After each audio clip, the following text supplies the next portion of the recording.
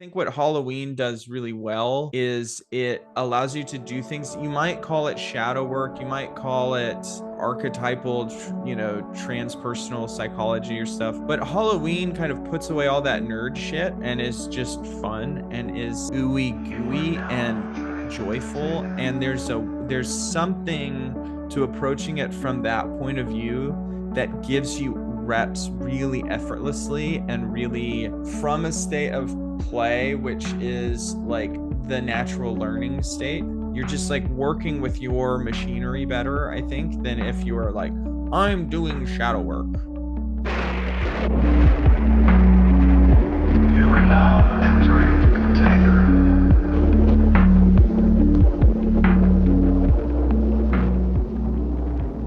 The container is now open.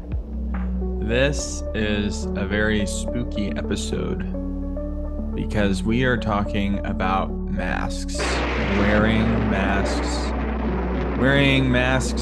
in our lives and also in the practice of circling, and how we can use circling as a way to better appreciate what putting on different personas can actually do, how it can be actually a more authentic way to show up at times, or at least not be inauthentic.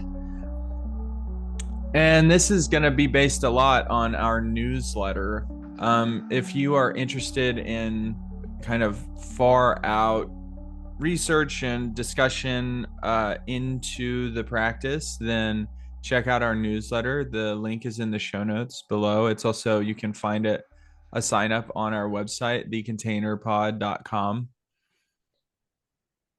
Before we get started, I'd like to thank our patrons. They went to patreon.com/thecontainer and they make small monthly donations that help keep this operation afloat. If you can't make money donations right now, or if that doesn't feel right size to you, there's a couple other ways you can support us. You can follow us on YouTube. You can leave a rating and a review on Apple or Spotify. Those are free ways that, if just do it. If you're thinking about doing it, just do it right now. It really actually helps us quite a bit. Yeah, so with that, I'd like to hand it over to you, Sai, and kind of hear your voice and what you're thinking of right now. Mm. Thank you. Yeah, I'm landing into the topic, and yeah, feeling like a little like I'm wanting to connect into this topic of wearing masks, and I wonder if I'm wearing one right now, or yeah, I feel like I'm looking through um, something that is having me feel, yeah, like not connected or something, Mm, um, which is interesting given, yeah, I feel a bit blank in this moment. hmm. It's,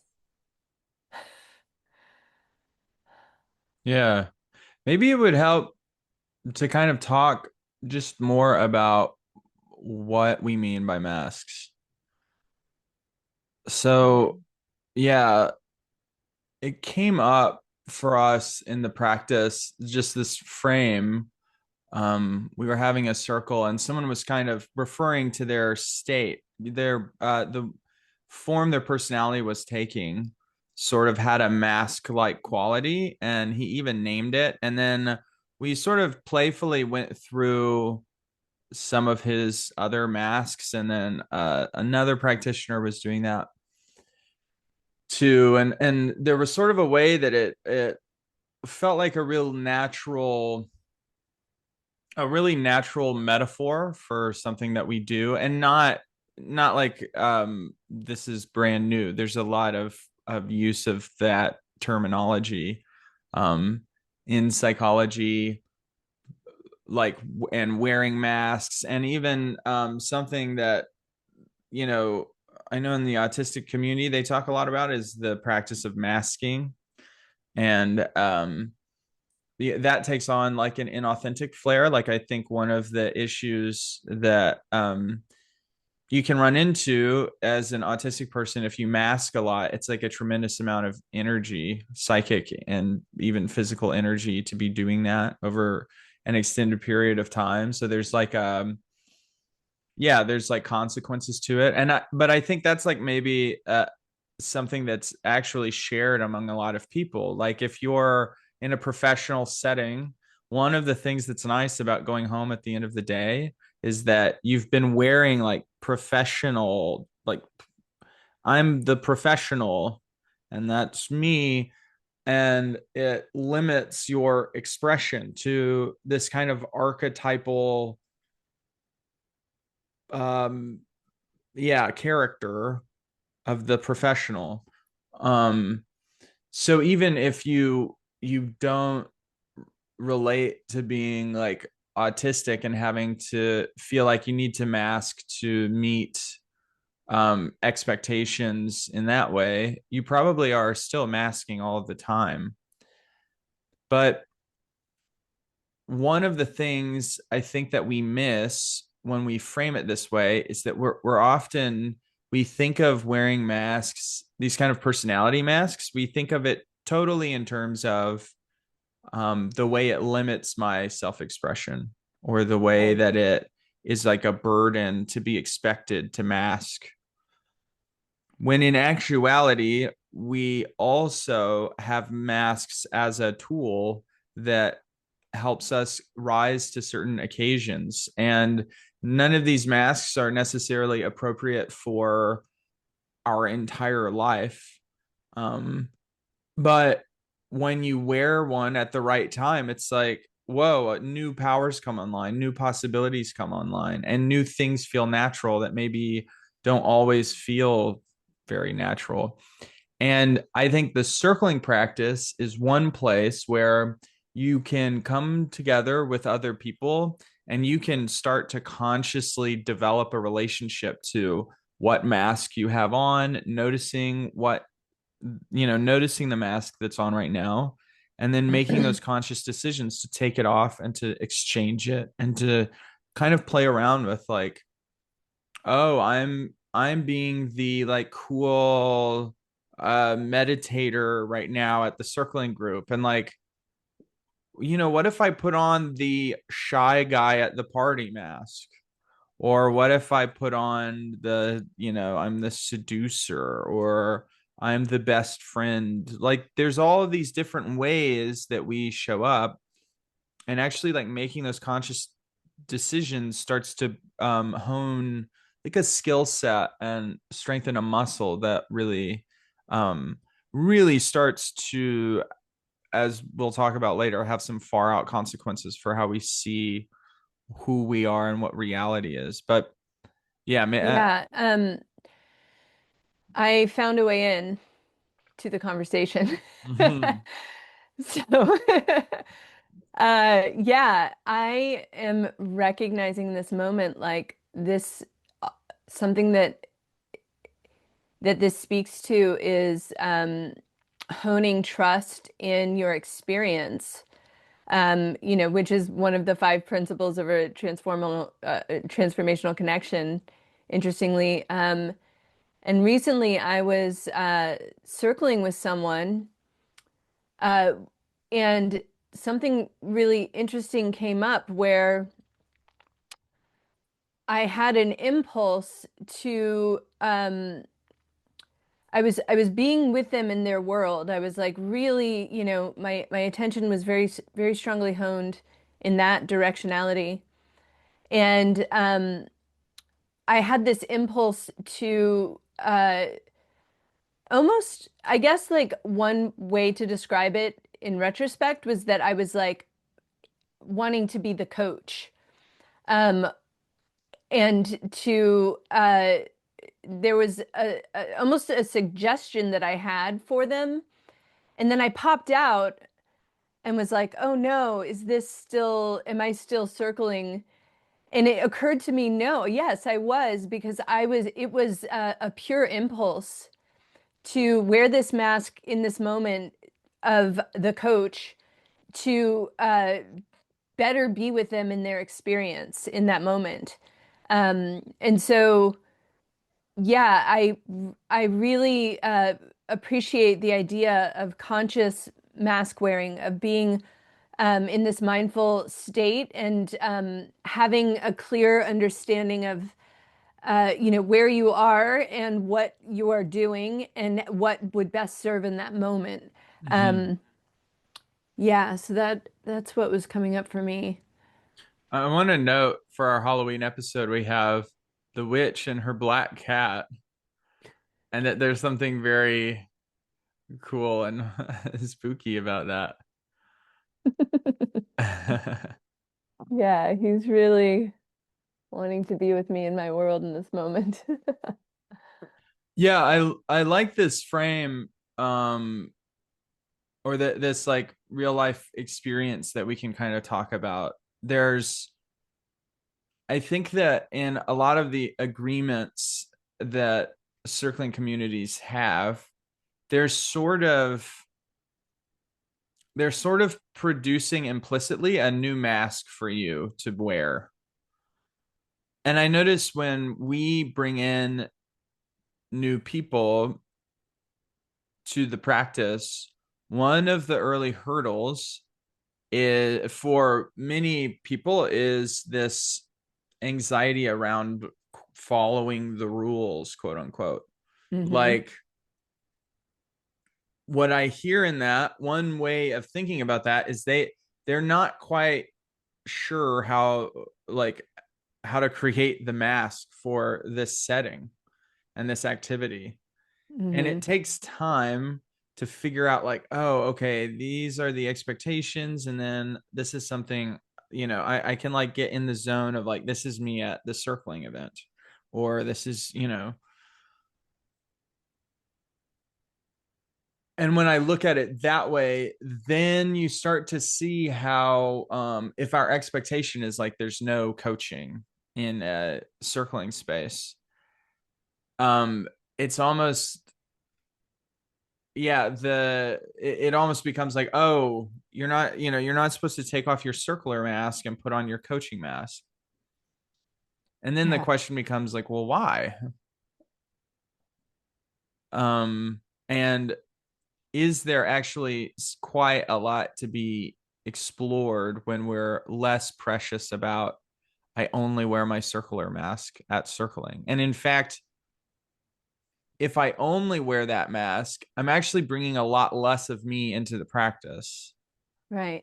Right. I think, and to touch into that question of why, I think at least in my yeah, my experience around this very spot of like, am I doing it right? And am I following the rules? Am I in agreement? Is that it's when that impulse strikes and you go with it and you don't check it or you don't name Right. it, Right. because it speaks to a lack of awareness of your where you are as an individual in the space.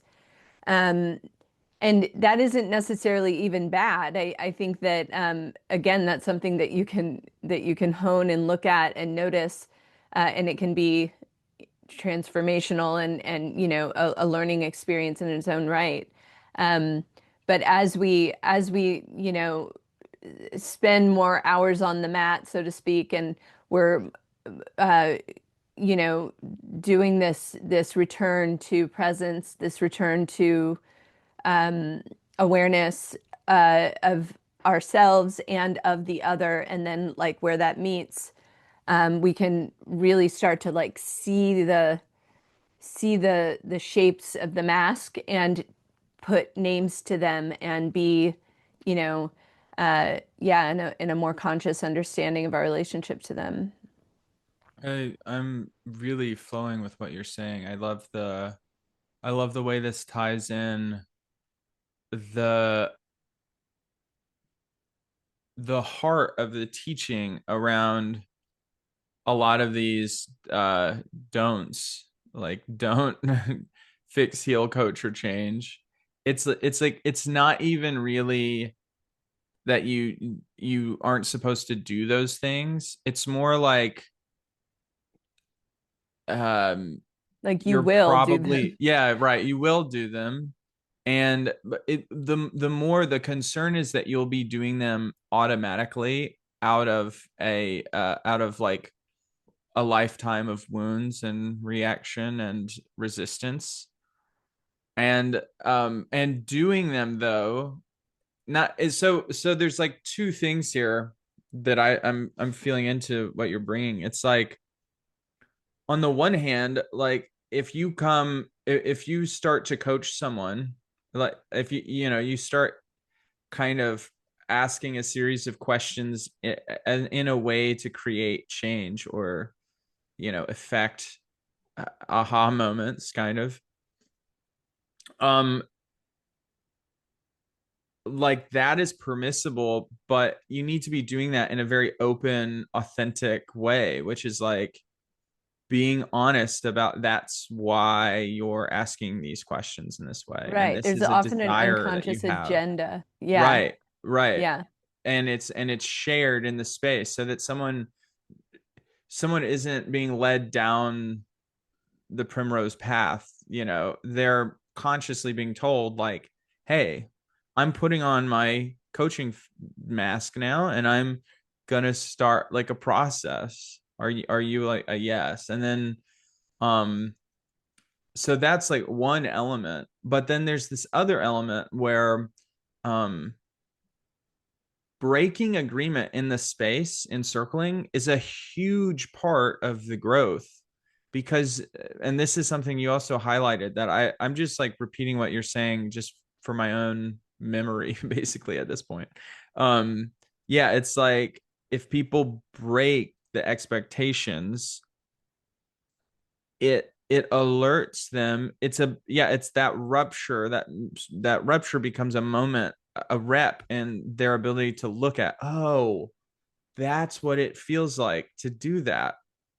Yeah. And if you don't have those ruptures, then you lose so much practice. And actually, this is having me realize something that I think I miss when I'm in certain surrendered leadership contexts. Um, you get, I think, fewer reps because there's often expectations are held so vaguely, or like the idea of holding them at all is problematized into like, well, that's the practice, is the questioning of should we be holding them at all. It like, well, you can do that and that's an exploration, but um you're missing out on like all of these really good reps. And like, well, no, but like that's the practice is contained in this way. Like that just is the practice. So like that makes it very clear, and it makes it easy to accrue reps and to accrue um yeah, experiences that you can sort in a way that then builds skill and builds your abilities. So there's like yeah, there's something really beautiful in holding context that way, really firmly and clearly, and um not yeah, overly problematizing or like diffusing into exploration around holding the container. Yeah. I think what's coming up for me is that there's a subtlety to the holding that is similar. It's actually, yeah, we could even use the frame of the discussion we're having around masks when we apply it to what is surrender, which is like there is a subtlety of holding so that you know what you are surrendering to. And so, it's almost like there could be this, almost a polarity of like what is firmly grasping and what is like collapsing or not even noticing or just being totally unconscious to the principles or the agreements. And then there's this like middle place that is a subtle, like I can let that go right now, and I can surrender to what my interpretation of a breaking of, principles or agreements is, or I can like um, you know, hold it tighter and closer, and that could also be a surrender in a sense because it's like I'm surrendering to my need to like let go. So it's like Right. it can go Yeah. both ways. I'm appreciating that something that you're bringing is this the ambiguity of the word surrender itself opens up this space for where it can kind of you can do an action or its opposite, and then you can kind of argue your way into it being surrender or not being surrender. Either way, you know. Well, you can argue it, or you can actually be manipulating it in real time for the move you're making. Right, right. You know, I mean, I don't, th I Yeah, something hit me with when you said argue. I'm like, no, that's not what I mean. I think, if we're looking at it in reverse and going, oh, well, okay, fine, anything, surrender. I'm talking about like um being in like full relationship to the malleability of it in real time and space as yeah, like yeah, I think I was like getting at something a little bit different, but I Hmm. Yeah, well, I want to make sure that I get you here. It's like something around, yeah, being in relationship to the choice becomes what the surrender is. yeah, Is that am I actually getting that? right. Yes, exactly. I think that's a really good way of putting it in what I was trying to get. Hmm. And using the back to the metaphor of the mask, I think we could say like um, I am like the mask is the are the agreements or the principles Hmm. maybe. And so then like I am choosing to like really wear this right now um as a way to um yeah, I'm trying to figure out what I mean by surrender if the mask is the surrender. Um Right, like surrendering to the essence of the mask that you're yes. wearing is one Yeah. way that surrender could. But yeah, this is poking at something I think I notice a lot around using surrender to center the practice, where it's like, I guess that could be surrender too. And then also not doing what the mask is asking and like doing other things can be surrender to those other energies. So it's like, is surrender the word Right. that best is like the best thing to center the practice on? I would say it's like I you could go either way. It's like maybe that is why it's the single best center because Right. it allows for this kind of endless koan like exploration where it's like you Yeah. never settle anywhere, so you're always on the roam and always like developing in these different ways. Yeah. Or is it like maybe one of the worst words you could use to center the practice because it's like, yeah, allows the practice to kind of drift into no, no thing. Hmm. Yeah.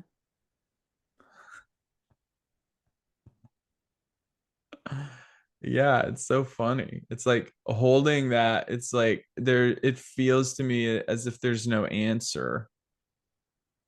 There's just the question, there's just the mystery of, hmm. Yeah, that makes for um a really in my view, a really enriching experience. Mm-hmm. Um, but also, yeah, there are challenges that come with it. Mm-hmm. Wow. I'm really fascinated here, and then I also want to make sure that we save the last 15 minutes of our discussion for like a juicy thing that opens up when we start talking about masks. Hmm. That's more far out and mystical. Ooh, yeah, Yeah. And so I just want to check in if you feel ready to move to that next. I do actually. This is something that we talk about a little bit on the newsletter where, and this is especially true of Halloween style masks, where let's say if we put on our witch mask and we kind of open up into the witch can really see things that other parts of us maybe can't see and can interact in ways that are very liberatory, and that they're also dangerous if we wear it all the time, like especially if we have kids to raise and a house and various responsibilities at work. It is wise not to just always live with the witch mask on. But what starts to become rather confusing when you really start to swap out these masks is like, well, why when I'm the witch do I see things that I can't see that are there at other times? Yeah. Um yeah, this can be much more pedestrian. Like, why when I am wearing the mask of the guy who's shy can I not see the opportunities for connection when I'm wearing the cool guy mask? We've all felt that, like when you come into a social setting and you're like really in the zone, and it's like easy to connect and to like make friends, and you're like, ooh. And then other times you're just wearing the shy guy mask and you can't, it doesn't exist. The opportunities do not exist. Right. And I have an answer okay. if I can. I don't Yeah. know. Maybe I have an answer. I think that there is an infusion of something that is shutting down our capacity for love when Mm-hmm. we are wearing the shy guy mask. There is fear, and it's going to um, make it harder to access our heart because it is in the way. I mean, I feel like I'm making it bad or something, but I think it is true that there are certain energies that block our vision to to the other, in the case of the cool guy, um, yeah, that is what that is my sense of why Mm-hmm. certain masks make our world look different, um, and shut down certain, and maybe what is there, what is available, there's there's magic there as well, uh, when things are blocked, when certain things are blocked. There's like some tuning of what our focus is that is like important. Uh, Mm-hmm.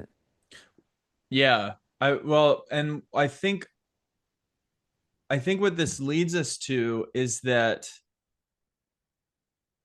uh, the masks, I like the word tune that you used. It's like if the masks are able to tune us into different sets of reality and like coordinate reality in distinct ways that allow us to be able to do some things and not do other things. There's like trade-offs always,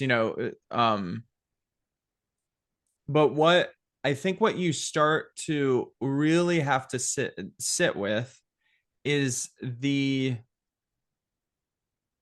reality of, or the I should use a different word, the truth, the real felt embodied truth that we construct reality.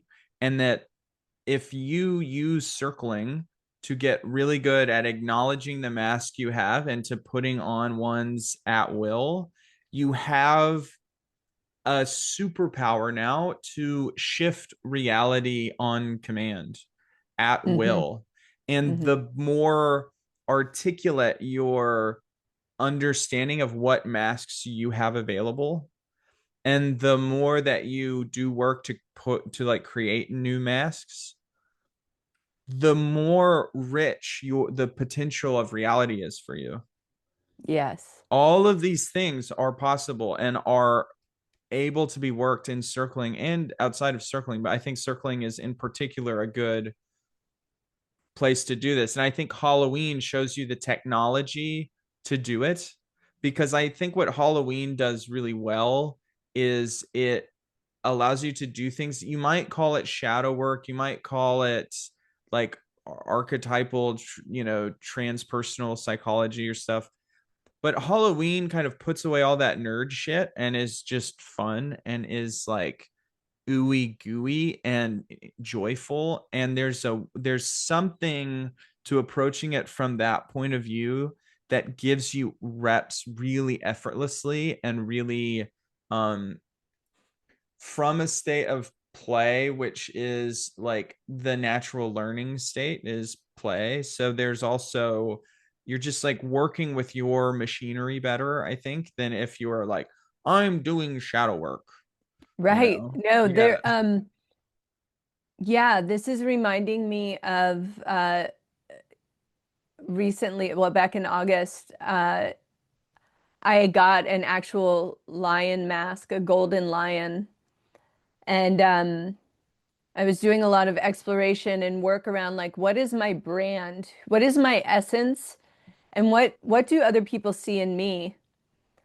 And so the invitation I had for the party for my birthday was for people to bring an object that reminded me of of my essence, reminded them of my essence. And I wore the lion mask and I became the predator so that I was like actually creating in uh 3D reality this inner process that I was working. And and rather than people going, "Oh, here's your gift," I, as the predator, reached out and snagged them and pulled them in front of me and demanded that they share to me what they saw and what their object represented. And that was not, I didn't know that that was going to be a magical working, but it is undeniable that it was. It unlocked something in me that gave me just so much more access to my inner truth and how and then like so much more balance of like what externally other people see. So this like so there are, yeah, I mean what you're saying is just so it's like my lived experience. And yeah, there it is magical. Is yeah, my Spooky. I love that. yeah. I hadn't even thought about how beautifully your birthday celebration summarizes the tech that we're talking about. That's so interesting. Well, and then, but you just reminded me like that just in your, when you were just talking, I was like, oh yeah, Yeah, like we did that. yeah, yeah. Like we co-created that in community. Like we made that as a group. There were several people involved. It wasn't just me. It was like, yeah, Yeah. Hmm. Ah, that feels ripe. yeah, it does. That feels ripe. Hmm. Spooky. The container is now closed. Thank you so much for joining us on this Halloween special edition of the container. We launched the container on Halloween 2 years ago now. So Yep. this is also a 2 year anniversary of the show, and we have really cool stuff that we want to introduce over this next year. So if you're Yeah. listening, we're just so grateful that people listen and enjoy this. Yeah, and Sai, I'm so grateful that you do this journey along with me. I couldn't ask for a better partner on the path. Ah. And we have a really nice way of closing. Keep it namasty.